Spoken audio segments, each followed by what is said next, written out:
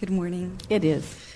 In regards of expansion of Abraham, I usually recycle my tapes with friends in Switzerland, and we'll see where they go from there. I've been flowing on the stream of Abraham energy for about 2.5 years, and it's been quite a journey. So I enjoy the opportunity to manifest so many things in my life, and I pass it on to yoga students and friends, and it's just really turned my life around. Oh, it feels so good to remember who you are and what you're about, and that life is supposed to be fun. Yes, it is. Yes, it is. I manifested things I'm scared of. I'm a filmmaker and wanted to have a partner, and I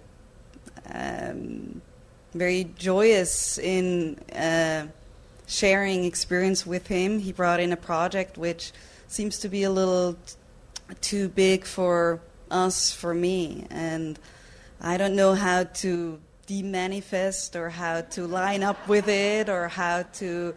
It's this kind of tiger grabbing by the tail. So, well, when the project first was made known to you, yes. Did it thrill you or scare you? It thrilled me. Then go with that thought. In other words, because as that was your first response, then that means that was your point of attraction. If you had said to us that the very first whiff of it you got sort of made your knees buckle, then we would have said, then something came to you by virtue of the influence of your partner that you weren't vibrationally up to speed with and might not have even been your complete point of attraction. But the fact that it thrilled you as it came means that you were a vibrational match to it, and that you have begun entering your own resistance, adding your own resistance to the mix based upon the contrasting experiences that you're living along the way. But if we were standing in your physical shoes, we would regurgitate or remember that initial feeling about it and the celebration that you and your partner had together, and we would get back into that vibration because you see, as we said to our friend a little bit ago, you had, both of you, many, many more even than the two of you who are involved in this, had been launching your rockets of desire that were culminating out there in all of your futures before you even knew each other.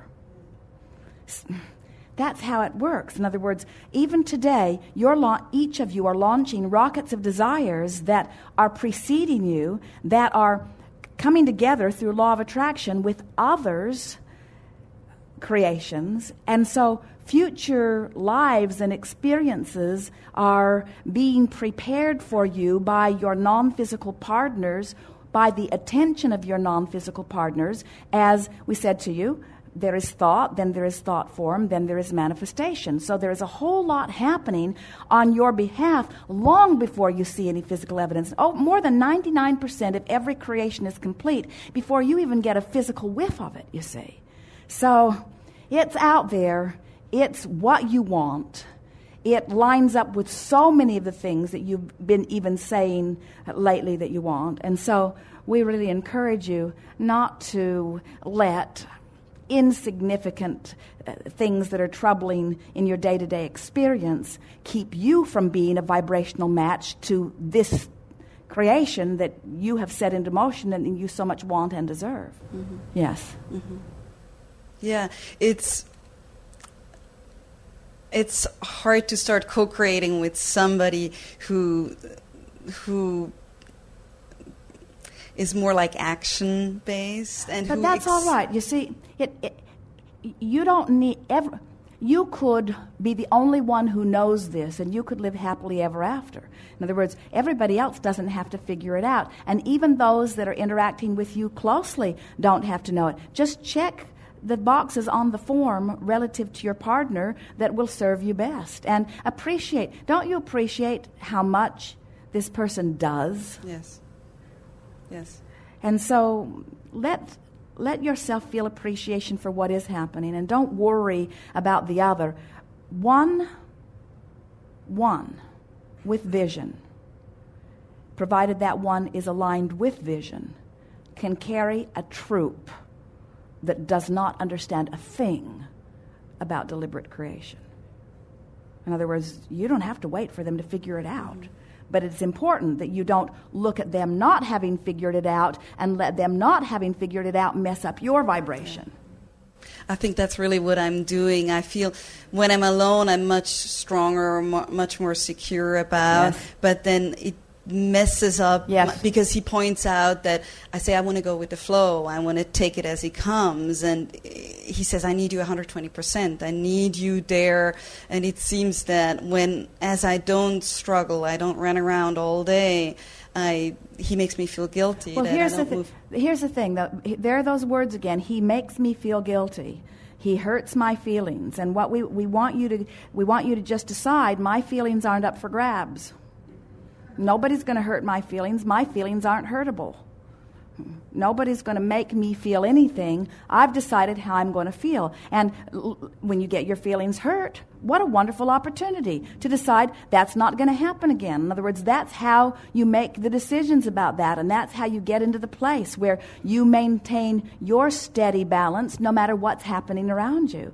And that's what the genius creators always do. You see, most people, especially in the beginning, think that a masterful creator is someone that manages an experience where everything just goes smoothly all the time. And we say, not much contrast, not many new ideas, not many new ideas, not much exhilaration, not many new ideas, not much new motion forward, not many new ideas, not much adventure or exhilaration. In other words, you want all of that data to pick and choose from. You just don't want the data to come at you and to you not be in a place where you're able to deal with the data. It's so much fun. Have you ever seen the plate spinning act? It's really a lot of fun. That guy's having more fun than everybody else put together. He's focused. He's making it happen. In other words, but what you don't like is the feeling of having more than you can deal with. And we want to say to you, that feeling of having more than you can deal with is not the feeling of having too much action around you. It is the feeling of letting the action disconnect you so that you don't have the resources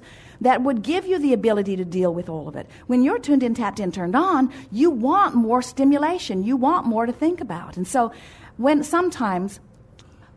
quite often, we hear from our physical friends what you just said, I just want to go with the flow. And a large percentage of the time, what they mean when they're saying that is, I'm working too hard, I'm overwhelmed, I don't want to do this.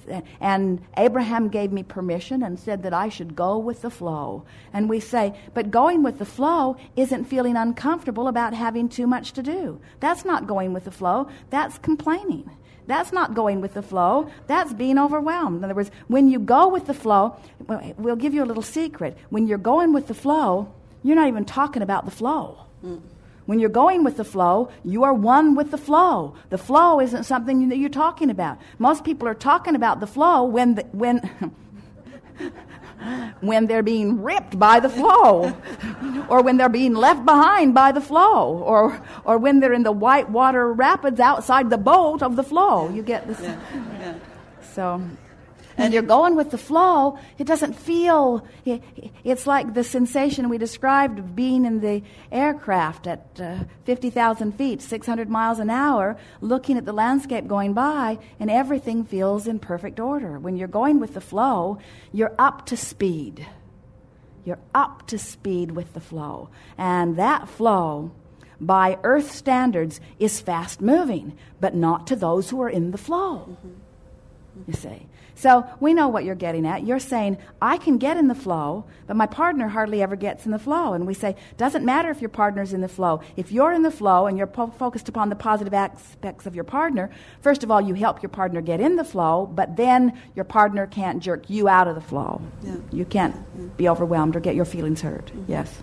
And when we do flow together, we row in the same pace. We fly. It's magic how we do complement one another, and that's what I need to find again. That's the thing. You just found it. In other words, you just found it. When you said it, you felt it, you offered a vibration of it, you activated that vibration. That's the vibration you want to keep alive, you see. It's all about focus, but it's about wanting to feel good, which inspires the focus. And here's the difference that we really want you to hear. You can think a thought which evokes a feeling. In other words, that's always the way it is. You think the thought, and then you have a feeling response to the thought. Your emotions are your visceral response to your vibrational countenance. So you think the thought, and then you feel the emotional response to the thought. But what we're talking about here is caring so much about the emotional response that you find something that gives you the emotional response that you want, then you milk it until you get so familiar with the feeling of that vibration that you maintain steadily the feeling of that vibration. And when you've maintained steadily the feeling of that vibration, that means you've maintained steadily that vibration, and now law of attraction's bringing you other vibrations that match it, and that's going with the flow. That way it just gets easier and easier and easier and easier. You know people like that are just always there or nearly always there. It really takes something to get them out of it. They're just so steadily there. They've practiced it. It's normal to them. And frankly, it's easy for them. Our friend yesterday said, this is too hard. And we say, we know, we don't want it to be hard. We want you to practice it until it's easy. And it is our promise to you that once you begin to consistently get into the vibrational flow of who you really are, it will feel so comfortable and so natural, you will wonder where it's ever been. You will wonder why you were ever willing to maintain any thoughts that kept you apart from it. And people who are watching you from outside of you will call you magical. They will call you lucky. They will wonder who anointed you king of the world. They may not understand it, but they will notice that you have a magnificent life. And then, little by little, you can explain to them, well, I go with the flow. But what I mean by that is I get myself up to speed with what the flow is. I gradually worked myself up to speed. Now, let's talk about it. How can you work yourself up to speed with the energy of your source? Appreciate. Find things to appreciate. Find things to feel good about. When you get a whiff of something that feels good, follow the trail of it, even if it started with anger. Get on rampages of appreciation. Sit every day. Focus upon the ticking of a clock or the dripping of a faucet or the hum in the air conditioner, something that you can focus upon that doesn't require much thought until you feel your body detaching. Focus and enjoy the sensation of the releasing of resistance and the raising of vibration. That's how you go with the flow. Going with the flow just means finding the relief of releasing resistance. Because the flow is there. You can't not go with the flow. Can you imagine what the death experience is for someone in great resistance? It's like jumping into Niagara Falls, going with the flow. In other words, off they go. True exhilaration. You are complete? Yes. Thank you very much. Yes.